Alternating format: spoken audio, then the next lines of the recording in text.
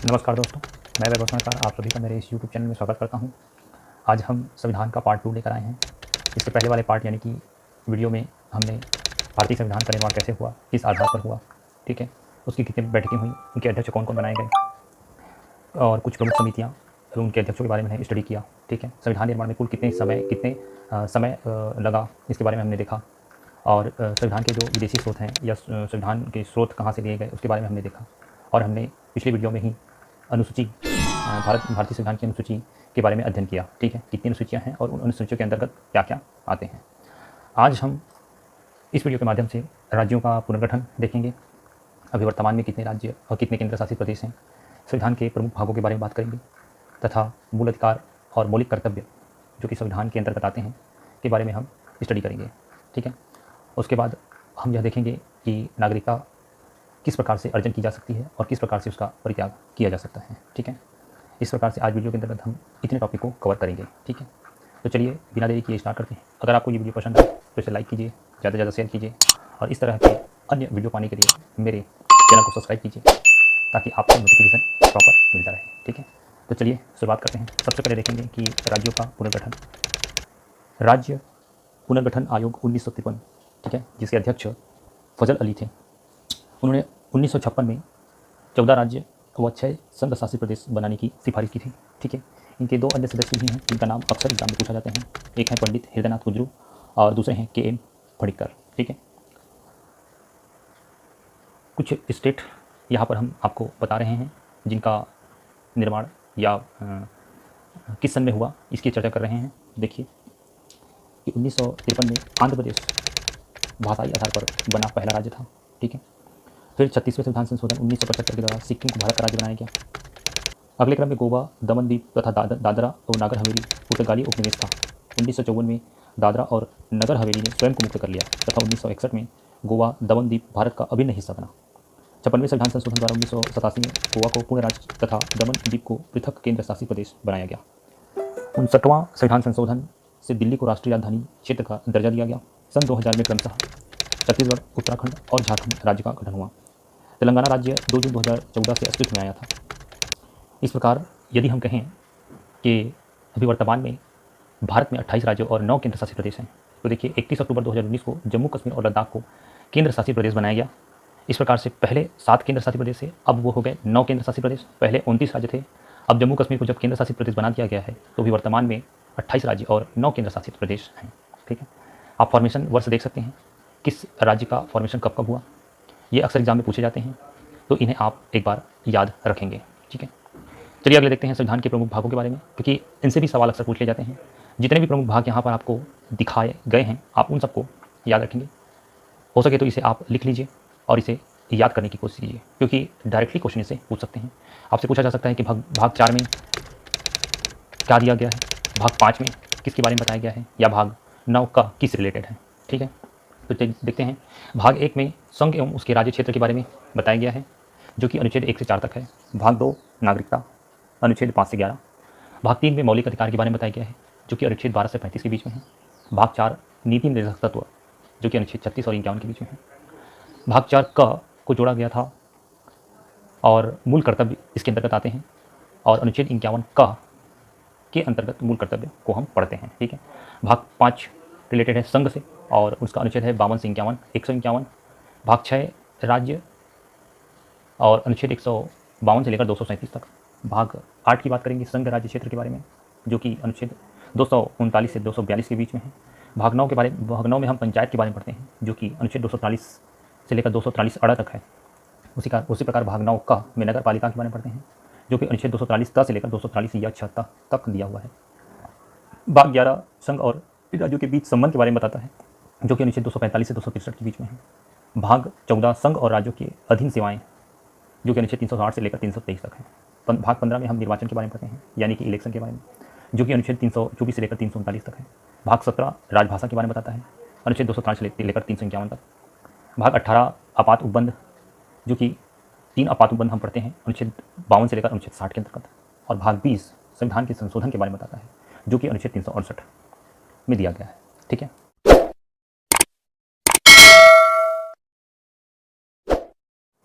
इस प्रकार से जितने भी यहाँ पर भाग आपको बताए गए हैं, ये सबसे इंपॉर्टेंट हैं, इन्हें आपको याद रखना है। चलिए अगले जो चलते हैं, मूल अधिकार को हमने यहाँ पर सिर्फ एक ओवरव्यू दिया हुआ है, इसके बारे में हम डिटेल में स्टडी अगले वीडियो में करेंगे, ठीक है। तो देखिए, मूल अधिकार के अंतर्गत हमें 6 प्रकार के मूल अधिकार प्राप्त हुए हैं। सबसे पहला है समता या समानता का अधिकार, जो कि अनुच्छेद 14 से 18 के अंतर्गत वर्णित है। दूसरे में स्वतंत्रता का अधिकार, अनुच्छेद 19 से 22 तक दिया गया है। तीसरा है शोषण के विरुद्ध अधिकार, अनुच्छेद 23-24 में इसके बारे में वर्णित है। चौथा है धार्मिक स्वतंत्रता का अधिकार, अनुच्छेद 25 से 28। पांचवा है संस्कृति और शिक्षा संबंधी अधिकार, अनुच्छेद 29 से 30। और छठवां है संवैधानिक उपचारों का अधिकार, जो कि अनुच्छेद 32 में दिया गया है, ठीक है। देखिए, इसे याद करना इसलिए जरूरी है क्योंकि इससे भी डायरेक्ट क्वेश्चन पूछा जा सकता है। आपको पूछा जा सकता है कि स्वतंत्रता का अधिकार किस अनुच्छेद के अंतर्गत आता है, तो आपको बताना है अनुच्छेद 19 से लेकर 22 के बीच में, ठीक है। आपको पूछा जा सकता है कि धार्मिक स्वतंत्रता का अधिकार किस अनुच्छेद में दिया गया है। आपके ऑप्शन में अगर 25 से 28 दिया है तो आपको उसको टिक लगाना है। उसी प्रकार संवैधानिक उपचारों का अधिकार अनुच्छेद 32 के अंतर्गत आता है, ये भी आपको पूछा जा सकता है, ठीक है।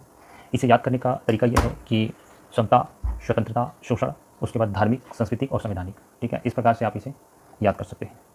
चलिए मौलिक कर्तव्य की ओर चलते हैं। मौलिक कर्तव्य जो कि भाग 4 क में दिया गया है, उसके बारे में हम स्टडी करेंगे। सरदार स्वर्ण सिंह समिति की अनुशंसा पर संविधान के 42वें संशोधन यानी कि 1976 के द्वारा मौलिक कर्तव्य को संविधान में जोड़ा गया है। इसे रूस के संविधान से लिया गया है। पहले मौलिक कर्तव्य 10 थे, लेकिन 6वें संविधान संशोधन के बाद अब इनकी संख्या 11 हो गई है, जो निम्न प्रकार से हैं। आइए देखते हैं। इन्हें प्रत्येक भारतीय को लगभग याद होना चाहिए।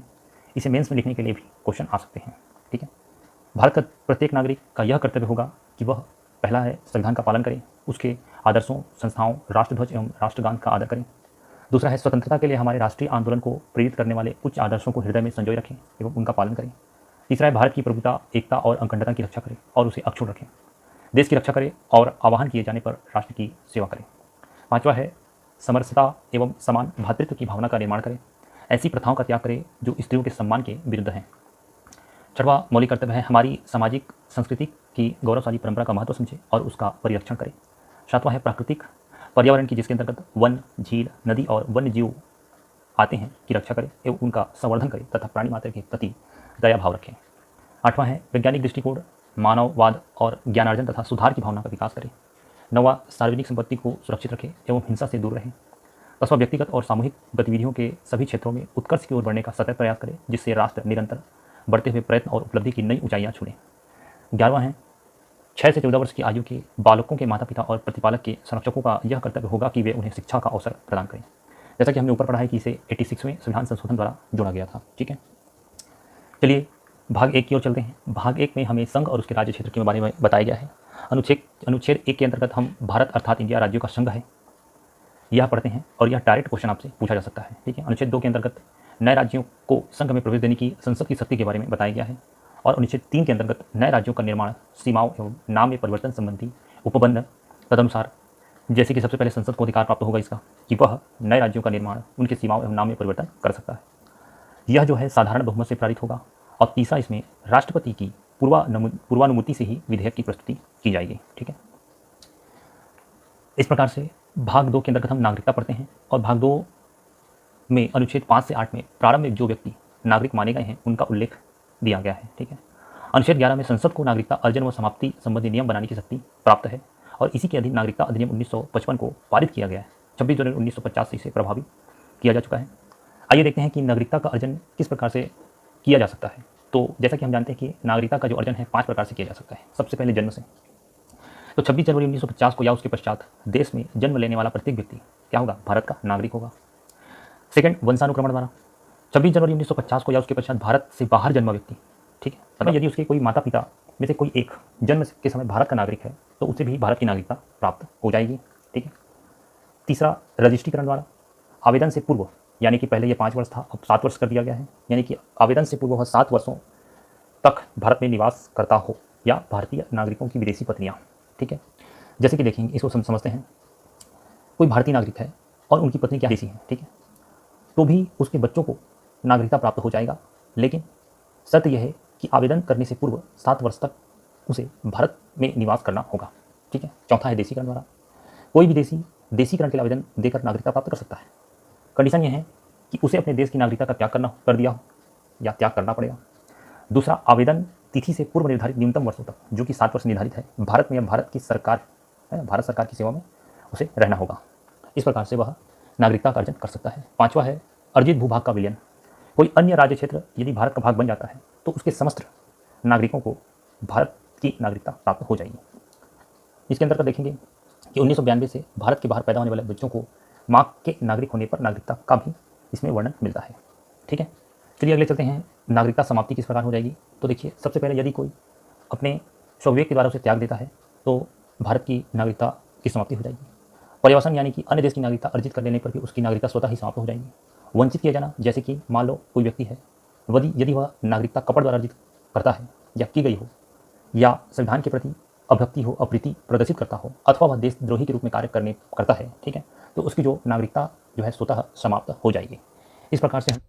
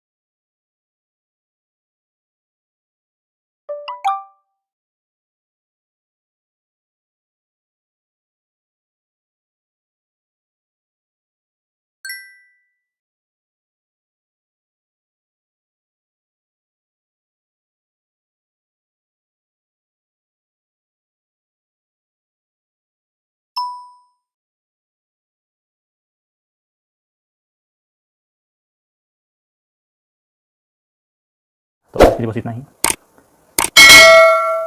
धन्यवाद।